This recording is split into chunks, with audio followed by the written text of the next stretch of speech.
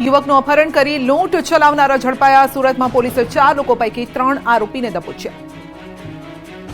રાંદેરમાં યુવકનું અપહરણ કરીને તેની પાસેથી 18,000 રૂપિયા રોકડા અને US ડોલર પડાવી લેવામાં આવ્યા હોવાની ઘટના સામે આવી. જેને લઈને પોલીસે આરોપીઓને દબોચી લેવા કવાયત હાથ ધરતા 4 શખ્સો પૈકી 3ની ધરપકડ કરવામાં આવી છે. બનાવ અંગેની મળતી જાણકારી પ્રમાણે 4 વ્હીલ કારમાં આવેલા 4 શખ્સોએ રાંદેરમાં એક યુવકનું અપહરણ કર્યું હતું અને ત્યારબાદ તેની પાસેથી 18,000 રોકડા અને US ડોલર પડાવી લેવાયા હતા. લૂંટ બાદ આ શખ્સોએ યુવકને લિંબાયત ખાતે છોડી મૂક્યો. જેને લઈને ફરિયાદ નોંધાવતા પોલીસે 4 વ્હીલ કાર, મોબાઈલ સહિત 4 લાખથી વધુની મત્તાનો મુદ્દામાલ જપ્ત કર્યો છે. આ સાથે 4 પૈકી 3 આરોપીઓને પણ દબોચી લેવામાં આવ્યા.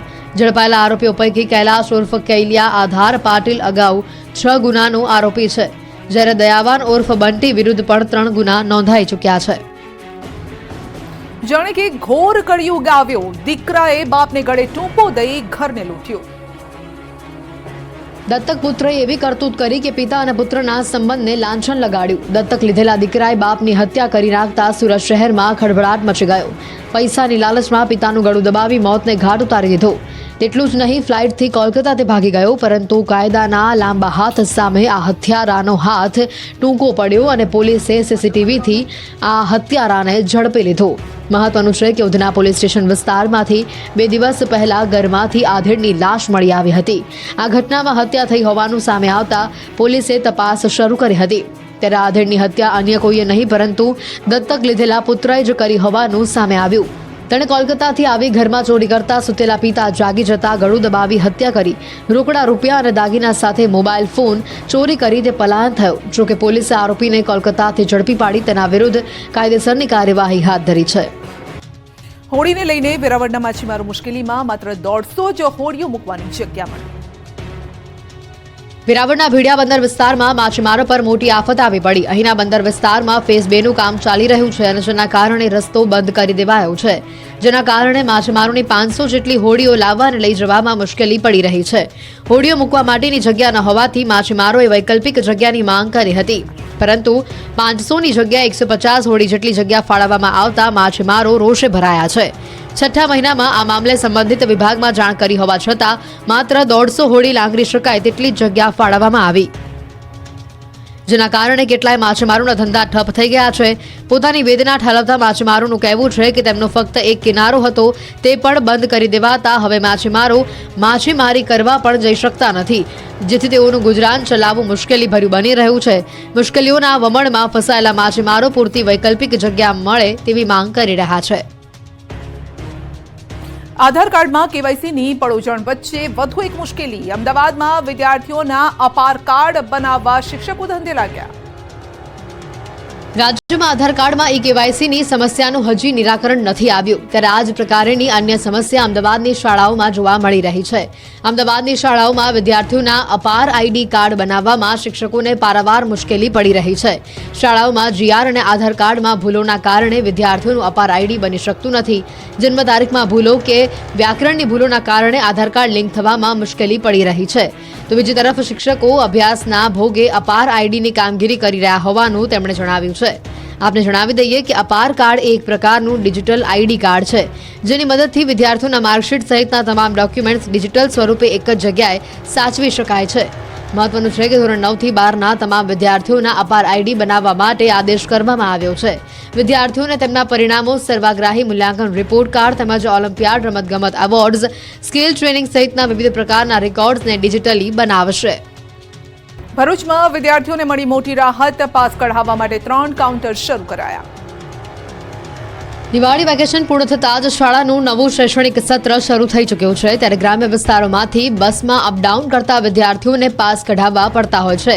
શાળા ખુલતા જ વિદ્યાર્થીઓ બસ પાસ કઢાવવા માટે ઉમટી પડતા હોય છે. ત્યારે વિદ્યાર્થીઓને ક્યારે લાંબા સમય સુધી લાઇનમાં ઊભા રહેવું પણ પડે છે.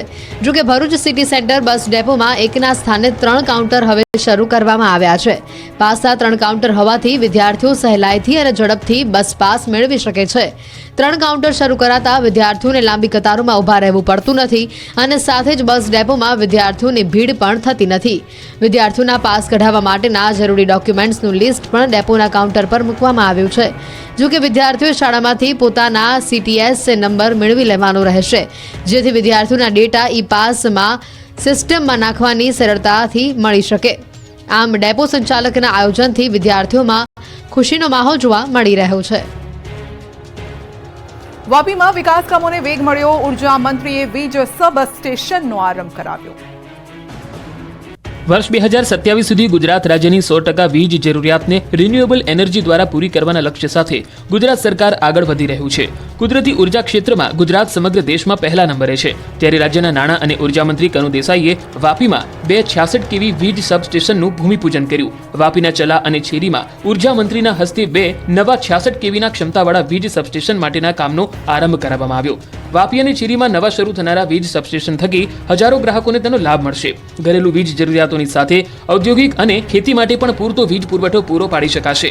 આગામી સમયમાં દેશમાં જરૂરિયાતના 50% વીજ પુરવઠો રિન્યુએબલ એનર્જી દ્વારા ઉત્પાદિત કરવામાં આવશે તેવું લક્ષ્ય રાખવામાં આવ્યું. વલસાડ જિલ્લામાં વીજ વિભાગ દ્વારા આજથી સ્માર્ટ મીટર લગાવવાની શરૂઆત કરવામાં આવી. ત્યારે નાણામંત્રી કનુ દેસાઈએ પોતાના નિવાસસ્થાને સ્માર્ટ મીટર લગાવી લોકોને પ્રેરણા આપી. આ પ્રસંગે વીજ વિભાગ દ્વારા વાપીમાં એક જાહેર કાર્યક્રમ યોજાયો, જેમાં સ્માર્ટ મીટર સ્માર્ટ શરૂઆત અભિયાન શરૂ કરવામાં આવ્યું. અમદાવાદમાં યોજાયેલા પુસ્તક મેળામાં 1 ઇંચની ભગવદ્ ગીતા આકર્ષણનું કેન્દ્ર બની.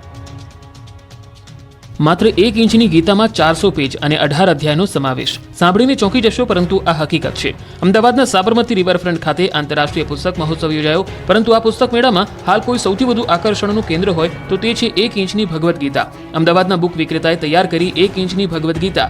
સાબરમતી રિવરફ્રન્ટ ખાતે યોજાયેલા આંતરરાષ્ટ્રીય બુક ફેરમાં આ અલગ પ્રકારની અને આકર્ષક ભગવદ્ ગીતા જોવા મળી. આ મેળામાં અનેક પ્રકારની બુક્સનું વેચાણ થઈ રહ્યું છે. ત્યારે અમદાવાદના અપૂર્વ શાહે દેશની સૌથી નાની 1 ઇંચની ભગવદ્ ગીતા તૈયાર કરી. આ નાનકડી ગીતામાં 400 પેજમાં અને 18 અધ્યાયનો સમાવેશ કરાયો છે. વધુમાં અપૂર્વભાઈએ ભગવાન શ્રી રામ પર 6 ફૂટની અન્ય એક બુક પણ બનાવી છે. આ પુસ્તક મેળામાં વિવિધ મહાપુરુષોના જીવન ચરિત્ર, ઇતિહાસ, વાર્તાઓ, ધાર્મિક પુસ્તકો સહિત અનેક પુસ્તકો જોવા મળી રહ્યા છે.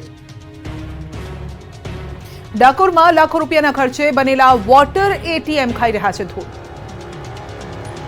જોઈ લો, લાખો રૂપિયાના ખર્ચે મૂકેલા વોટર એટીએમના હાલ. નથી આવતું પાણી, નથી નળના ઠેકાણા, નથી સ્વચ્છતા, નથી ગ્લાસ. ડાકોરમાં લાખો રૂપિયાના ખર્ચે મૂકેલ પાણીના એટીએમની હાલત ધૂળધાણી થઈ ગઈ છે. સુપ્રસિદ્ધ યાત્રાધામ ડાકોરમાં લાખો રૂપિયાના ખર્ચે બનેલા વોટર એટીએમ હાલ શોભાના ગાંઠિયા બન્યા. ડાકોર આવતા શ્રદ્ધાળુઓને પાણીની સુવિધા મળે તે માટે 5 થી 6 સ્થળોએ વોટર એટીએમ મૂકવામાં આવ્યા હતા. આ એટીએમ દ્વારા ભક્તોને નજીવી કિંમતે 2 થી 10 લીટર પીવાનું પાણી મળી રહે તેવો ઉદ્દેશ હતો. એક વોટર એટીએમની કિંમત 5 થી 6 લાખ રૂપિયા સુધીની છે.